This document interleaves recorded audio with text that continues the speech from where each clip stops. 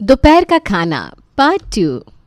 इस कहानी के पहले पार्ट में हमने देखा था कि किस तरह श्वेता और नेहा के बीच दोपहर के खाने को लेकर कलेश चलता रहता था, जिससे परेशान होकर आखिर में उनकी सास ने खाना बनाने की ड्यूटी खुद पर ले ली थी और अब दोपहर के खाने का काम पारुल के जिम्मे ही था। पराठे सेकती हुई पारुल अपनी सहेली से फ़ोन पर बात कर रही थी। आराम। अरे मेरी किस्मत में कहाँ है सुषमा, मेरी किस्मत में तो आटा सानना और सब्जी बनाना ही लिखा है। वो तो गनीमत है कि मेरी बहुओं ने मेरे हाथ में झाड़ू पोछा नहीं पकड़ा दिया, वरना घर घर झाड़ू पोछा करते दिखती मैं। राम राम पारुल, ऐसा क्यों? कभी भी ऐसी अशुभ बातें नहीं बोलनी चाहिए। तू क्यों घर घर काम करेगी? अगर पैसे की ज़रूरत आ ही पड़ी तो दिन के 6-8 घंटे तेरी ड्यूटी मैं अपने घर पर लगवा लूँगी। 10 घर जाने की ज़रूरत नहीं पड़ेगी। अरे गुस्से में एक बात बोल दी तो तू उस बात को पकड़ लेगी क्या? मेरे घर पर पैसों की कोई कमी नहीं है और ये भी आज तक कमा ही रहे। तो ऐसा तो भगवान की कृपा से कभी दिन नहीं आने वाला मेरी ज़िंदगी में। मैं तो ये कह रही थी कि मेरी बहुओं से परेशान हो गई हूँ मैं। शाम को चलो चाय नाश्ता बना देती थी, क्योंकि दिन भर खाली बैठना मुझे भी अच्छा नहीं लगता। अपने हिसाब से डस्टिंग भी कर लेती थी, पौधों में पानी भी डाल देती थी, पर इन्हें दिखाई नहीं। हर रोज़ वही दोपहर के खाने को लेकर कलेश। अरे जान की करती होंगी, आजकल की बहुओं का यही है। इतनी लड़ाई करो कि सास शर्म से खुद ही रसोई में आकर काम संभाल ले। वही तो, ये दोनों नागिन जानती थी कि इस रोज़ रोज़ के कलेश से परेशान होकर मम्मी जी खुद ही काम खुद पर ले लेंगी। और लो ले भी लिया ना मैंने, मेरी ही गलती हो गई। दिन भर काम ही क्या रहता है इन्हें, एक नाश्ता बनाती है और एक रात का खाना, और फिर पूरा दिन फ्री।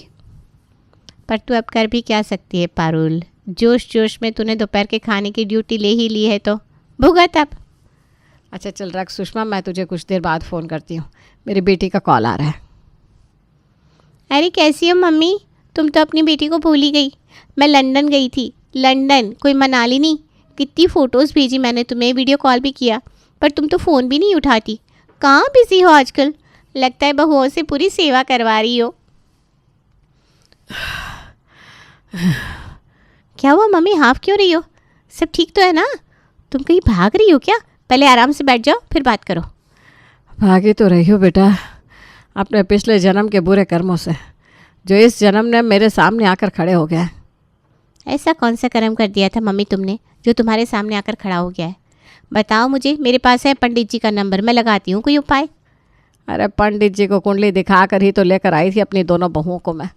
सुशील और श्वेता के 32 गुण मिलते हैं और प्रेम और नेहा के 34, पर क्या फ़ायदा हुआ?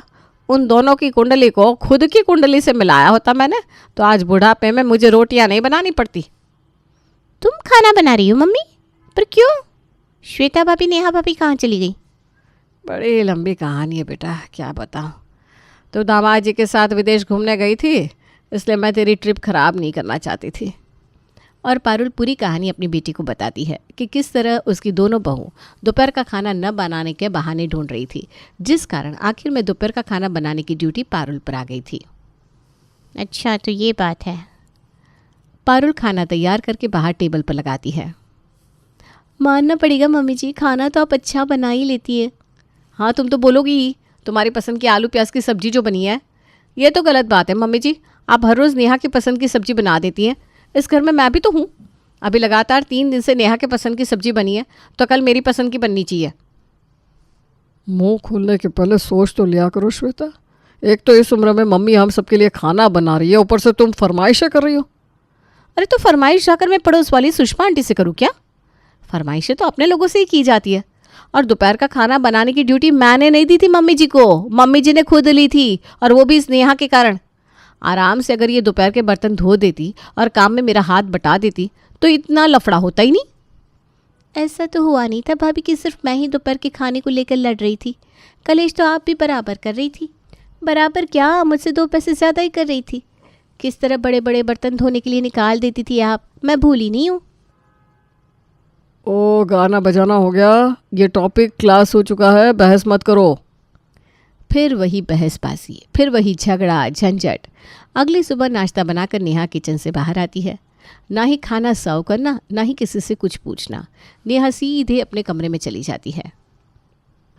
और बांटो काम मम्मी, देखो बेकार में ही तुमने दोपहर के खाने की रिस्पॉन्सिबिलिटी खुद पर ले ली। अब खाना बनाने के बाद कोई सर्व भी नहीं करना चाह रहा। मुझे तो लगता है कुछ दिन बाद हम माँ बेटे ही रसोई में दिखेंगे। करेंगे दारू पार्टी। अरे बाबा, ये क्या कह रही हो तुम कब से ये सब करने लग गई? अरे मैं तो बस गाना गा रही थी। वैसे पार्टी तो होगी। आज हम सारी फ्रेंड्स मिलकर पूरा दिन एंजॉय करने वाली है। अच्छा हुआ कि घर का काम हम तीनों बहुओं में बट गया। 3 बहू कैसे? अब मम्मी जी भी तो इस घर की बहू है ना प्रेम। अब सिर्फ नाश्ता बनाना पड़ता है मुझे, तो दिन भर तो मैं फ्री ही हूँ, आराम से घूमूंगी। वरना ये टेंशन लगी रहती थी दोपहर में भी काम करना है। अपने कमरे से सज धज कर अपना पर्स उठाए नेहा बाहर निकलती है। ये लो, इसका तो ये रोज़ का हो गया है। पर्स उठाया और निकल गई। रात को जो तुम्हारे लिए रोटियां बनाती हूँ मैं, हर रोज़ वेस्ट होती है। तुम्हारे नाम की बनी हुई रोटियां तुम ही नाश्ते में खाओगी। आप मेरे नाश्ते की फ़िक्र मत कीजिए भाभी, क्योंकि नाश्ता बनाने की ड्यूटी मेरी है। और हाँ, आपको मेरे लिए कुछ बनाने की ज़रूरत भी नहीं है। मैं बाहर ही डिनर करके आऊँगी। ओके बाय मम्मी जी। ये तो गलत है ना मम्मी जी, आपको नाइट ड्यूटी मुझे क्यों देनी थी? सारा घूमना फिरना मूवी देखना रात में ही तो होता है, और रात के खाने के चक्कर में मैं वो सब कर ही नहीं पाती। हे भगवान, फिर से तू शुरू करना चाहती है क्या ये प्रकरण? नेहा के आने के 6 महीने बाद ही मैंने तुझे रात के खाने का काम इसलिए दिया था क्योंकि सुबह सुबह तू जल्दी उठ नहीं पाती। तेरी सुविधा देख कर ही रात के खाने की ड्यूटी तुझे दी थी मैंने, और अब तुझे उसमें भी प्रॉब्लम होने लग गई। किसी ने ठीक ही कहा है, जिस आदमी को कोई काम नहीं होता है वो हर चीज़ में प्रॉब्लम निकालता है। दिन भर फ्री रहती है ना तू, इसलिए तू अब हर चीज़ में प्रॉब्लम निकालती है। परेशान हो गई हूँ मैं इन दोनों से। अब तू ही रास्ता दिखा दे भगवान। पारुल ये कह रही थी कि तभी उसे एक आवाज़ सुनाई देती है। आ गया रास्ता मम्मी। पर्स लेकर बाहर जाने की ज़रूरत नहीं है नेहा भाभी, पीछे हो जाइए, वरना कुछ बहुत बड़ा मिस कर देंगे आप। वापस आ जाइए, मैं आप सबके लिए लंदन से गिफ्ट लेकर आई हूँ। किरण अपनी दोनों भाभियों, अपने भाई और अपने पापा सभी के लिए गिफ्ट लेकर आई थी। मेरे लिए कुछ लेकर नहीं आई बेटा तू? अच्छा, दूसरे बैग में होगा ना, दामाद जी ला रहे होंगे। तू मुझे भूल नहीं सकती, मुझे पता है। बिल्कुल सही कहा मम्मी आपने, मैं आपको कैसे भूल सकती थी। मैं ये कुकर आपके लिए तो लाई हूँ, बड़ी मेहनत लगी बाय गॉड। ये बड़ा अच्छा किया दीदी आपने। कुकर की ना बहुत ज़रूरत थी हमें। हमारे कुकर में तो सीटी ही नहीं लगती। तू मेरे लिए लंदन से ये कुकर लाई? अरे ये तो बाहर मार्केट में भी मिल जाता। तो बाहर मार्केट से ही तो लाई हूँ ना मम्मी। अब आपको इतनी देर रसोई में रहना पड़ता है, तो मुझे लगा आपको किचन की ही किसी चीज़ की ज़रूरत होगी, सो ले आई। कितनी मूर्ख हूँ मैं जो तुझसे उम्मीद लगा कर बैठी थी। अपनी बहुओं के कारण मुझे दोपहर का खाना बनाना पड़ रहा था। अब तेरी हरकतें देख कर लग रहा है कि तू मुझसे बाकी वक्त का भी खाना बनवा लेगी। तो इसमें हर्जी क्या है मम्मी? इंसान का शरीर जितना चलता रहे उतना ही अच्छा है। मैं तो कहती हूँ नाश्ते और रात के खाने की ड्यूटी भी क्यों दे रखी है भाभीियों को, वो भी हम कर लेते ना मिल बांट के। वो क्या है ना, आपके दामाद जी 6 महीने के लिए शहर से बाहर गए हुए हैं, तो अकेले मेरा मन भी नहीं लगेगा। 6 महीना मैं यहीं हूँ, माँ बेटी मिलकर संभाल लेंगे रसोई। छोड़ दो अपनी बहू को, जीने दो इन्हें इनकी ज़िंदगी। बेचारी पारुल पर तो पहाड़ टूट पड़ता है। जिस बेटी को वो लकड़ी मानकर समंदर पार करने वाली थी, वो बेटी ही असली नागिन निकली। अगली सुबह किरण एक एक कर अपनी दोनों भाभी के कमरे में जाती है। मैं क्या कह रही थी नेहा भाभी, आपको अपनी किसी फ्रेंड को घर पर बुलाना हो तो बुला लीजिए ना। कॉलेज की फ्रेंड होगी या स्कूल की फ्रेंड होगी, या किट्टी करनी है तो वो भी कर सकती हैं आप। सारी अरेंजमेंट मैं और मम्मी मिलकर कर देंगे। अब रेस्टोरेंट में मिलने से अच्छा है ना किसी को घर पर ही बुला लो, पैसे भी तो बच जाते हैं। क्या आइडिया दिया है दीदी आपने। 2 पार्टी पेंडिंग है मुझे देनी थी। मैं अपनी सहेलियों को घर पर ही बुला लेती हूँ। आप और मम्मी जी खाने वगैरह की तैयारी कर लीजिएगा। नेहा और श्वेता बेशर्मों की तरह अपनी फ्रेंड्स को शाम को अपने घर बुला लेती है। श्वेता अपनी सहेलियों के साथ गप्पे लड़ाने में बिजी थी, तो नेहा अपनी सहेलियों के साथ। और नौकरों की तरह कभी पारुल तो कभी किरण स्टार्टर, मेन कोर्स, डेजर्ट सभी को सर्व कर रही थी। सच में नेहा, तूने ना पिछले जन्म में हीरे मोती दान किए होंगे जो तुझे इतनी अच्छी सास और ननद मिली, वरना मेरी सास तो पानी का एक गिलास नहीं उठाना चाहती।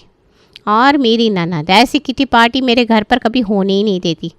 मेरी कोई सहेली मेरे घर आकर 10 मिनट बैठ जाए ना, तो उसमें भी अपने भाई के कान भर देती है वो। आज तेरे घर आकर ये साबित हो गया श्वेता कि आज भी ऐसे घर है जहाँ ननद और सास अच्छी हैं, वरना रिश्तेदार नाम पर से ही मेरा भरोसा उठ गया था। श्वेता और नेहा के घर आकर इतना लजीज खाना खाने के बाद सभी उनकी बड़ी तारीफ करते हैं और वापस लौट जाते हैं। अब इतनी सारी सहेलियां मिली हो और पीठ पीछे बातें ना हो, ऐसा कैसे मुमकिन है? श्वेता के घर से बाहर पैर रखते ही दोनों देवरानी जेठानी की सहेलियों के बीच बातें होनी शुरू हो जाती हैं। ये लो निम्मी, इस श्वेता को पैसे की मदद की थी तुमने, लगता है क्या वो तुम्हें कभी पैसे वापस करेगी? अरे भाई, जो औरत अपनी सास और ननद को नौकरों की तरह अपनी उंगली पर घुमा सकती है, वो अंदर से कितने काले मन की होगी, सोचो तो। वही तो बहन, मुझे तो लगता था ये सीधी है सीधी है। अरे सीधी क्या है, काली नागिन है नागिन। इंसानियत नाम की भी कोई चीज़ होती है कि नहीं? एक बार मेरे पैसे निकल जाए उसके बाद मैं इसका मुंह भी ना देखूं। मेरी सास को पता चल गया कि मेरी सहेली ऐसी है तो वो तो मेरी सारी सहेलियों पर शक करने लगेगी। दरवाजे पर अपने कान लगाई खड़ी किरण ये बातें सुन लेती है। लग गई आग मम्मी, अब तुम फिक्र मत करो, बस हाथ सेकती रहो, बाकी सब कुछ खुद होता जाएगा। कभी अपनी भाभीयों की सहेलियां तो कभी पड़ोसी, सभी के सामने किरण अपनी दोनों भाभीयों की असलियत लाती जा रही थी। पर इसके बाद भी ना ही श्वेता ना ही नेहा के सर पर एक सलवट दिख रहा था। दोनों अभी भी आज़ाद परिंदों की तरह अपनी लाइफ जी रही थी। ये ले, जो तूने बोला मैंने सब कुछ कर दिया। कभी पड़ोसी को बुलाओ, कभी इसको बुलाओ, कभी उसको बुलाओ, 10-10, 20-20 लोगों के लिए खाना बनाओ, सब कर लिया बेटा मैंने। क्या फ़ायदा हुआ? पहले सिर्फ दोपहर का खाना बना रही थी, अब 3 वक्त का बना रही हूँ, वो भी पूरे गांव के लिए। लगता है लंदन से तो बस यही करने आई थी। कहीं तो भी अपनी भाभीयों से मिली हुई तो नहीं है? अरे मम्मी, तुम भी ना हद करती हो, अकेले थोड़ी ना काम करवा रही हूँ मैं तुमसे, मैं भी तो कर रही हूँ ना। एक बार में पत्ते नहीं खोले जाते, छोटे छोटे कार्ड चल दिए मैंने, अब इक्का भी चल ही देती हूँ। 2 दिन के अंदर तुम्हारी बहू ने सारी ड्यूटी खुद वापस नहीं ली तो मेरा नाम भी किरण नहीं। और अगले दिन अपनी दोनों भाभीयों को सरप्राइज़ देने किरण उनके मायके वालों को अपने घर बुला लेती है। मम्मी तुम यहाँ? Wow wow wow. अभी कुछ दिन पहले ही मैं आपके पास होकर आई हूँ मम्मी, फिर भी आपको यहाँ देखकर लग रहा है पता नहीं कितने दिनों बाद मिल रही हूँ आपसे। आप सब बैठिए ना, मैं भी सभी के लिए चाय नाश्ता लेकर आती हूँ। अरे बेटा जी आप क्यों जाएंगे? आप ओहदे में मेरी बेटी से बड़ी हैं, आप बैठिए, श्वेता जाएगी। अरे समधन जी, आप भी क्या परायों वाली बात कर देती है। तीनों बच्चे तो मेरे ही है। अब नेहा जाए, श्वेता जाए या किरण जाए, क्या फ़र्क पड़ता है? आप तो खाने से मतलब रखिए। किरण जाकर सभी मेहमानों के लिए चाय नाश्ता बनाकर लाती है। हल्का फुल्का खाकर सभी सोने चले जाते हैं। 2 घंटे बाद। अरे रेणु जी उठिए, बेटी के ससुराल में हैं आप, किसी 5 स्टार होटल में नहीं जैसे घोड़े बेचकर सो गई। अरे सो कहाँ रही हूँ, लेटी हूँ। ये बस में जब भी सफ़र करती हूँ ना तो मेरी कमर में दर्द हो जाता है। कहिए क्या कह रहे थे आप? मुझे लगता है हमने यहाँ आकर गलती कर दी। बेचारी किरण बेटी और समधन जी तब से रसोई में काम कर रही हैं। तुम्हारी खुद की बेटी कहाँ है? उसे भी तो हाथ बटाना चाहिए ना काम में। क्या नेहा रसोई में नहीं है? बताइए, वहाँ सास और ननद रसोई में और ये लड़की पता नहीं कहाँ चली गई। ऐसे संस्कार तो नहीं दिए थे मैंने अपनी नेहा को। अपनी आदत से मजबूर नेहा आराम से दूसरे कमरे में बैठकर अपनी जेठानी के साथ वेब सीरीज देख रही थी। श्वेता को ढूंढती हुई उमा वहां आती है।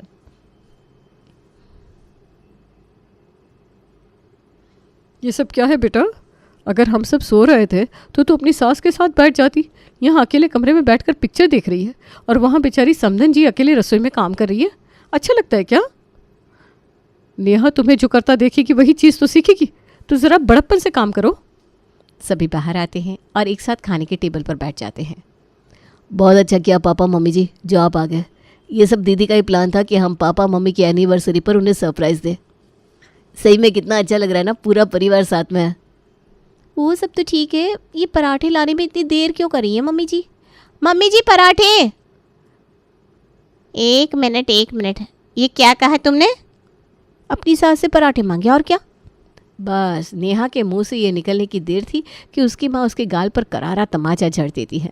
तमाचे की आवाज़ इतनी तेज़ थी कि महेश अपने कमरे से और किरण और पारुल रसोई से बाहर आ जाते हैं। अरे क्या हुआ, कौन गिरा? लगता है मेरा लगाया हुआ बम फट ही गया। अपनी सास को खाना लाने को कह रही है, इतनी हिम्मत तेरी। एक तो बेहूदियों की तरह तब से पिक्चर देख रही थी, दोनों पैर चलते हैं ना तेरे, जाकर रसोई से पराठा नहीं ला सकती? जब ये कमरे में टीवी देख रही थी तभी आपको ये तमाचा जड़ देना चाहिए था रेणु जी। ये सब क्या हरकतें सीख लिए तूने? और आप समधन जी, आपको क्या ज़रूरत है इसे इतना सर पर चढ़ाने की? मम्मी कहाँ किसी को सर पर चढ़ा रही है अंकल जी। वो तो इस घर में खाने को लेकर हर वक्त कलेश होता था, पहले मम्मी ने काम को इस तरह बांटा था कि एक बहू नाश्ते का काम करेगी, एक रात का, और दोपहर का खाना दोनों मिलकर बना लेंगे। पर नहीं, हर रोज़ दोपहर के खाने के ऊपर लड़ाई होने लगी। फिर मम्मी ने दोपहर का काम खुद ले लिया, तो जो एक वक्त के खाने का काम बचा था उसमें भी ड्रामे शुरू हो गए। इसलिए मैंने तो कह दिया, मम्मी छोड़ो, मैं और तुम मिलकर काम कर लेंगे। तो पिछले कुछ दिनों से मैं और मम्मी ही तो सब कुछ संभाल रहे हैं। क्या? चप्पल कहाँ है मेरी? मुझे लगा तू हमारे साथ बैठ सके, इसलिए बस आज के दिन समदन जी रसोई संभाल रही है। इस घर में ये सब हो रहा है, मुझे पता ही नहीं था। मुझे माफ़ कर दीजिए समदन जी, मेरी परवरिश में भूल हो गई, माफ़ कर दीजिए। यहाँ नेहा की माँ उस पर बरस पड़ती है तो वहाँ श्वेता की माँ उस पर। जिस डांट फटकार की दोनों देवरानी जेठानी को ज़रूरत थी वो उन्हें उनके मायके पक्ष से बराबर मिल जाती है और पूरी तरह से पारुल को रसोई से विदा कर श्वेता और नेहा रसोई संभाल लेती हैं।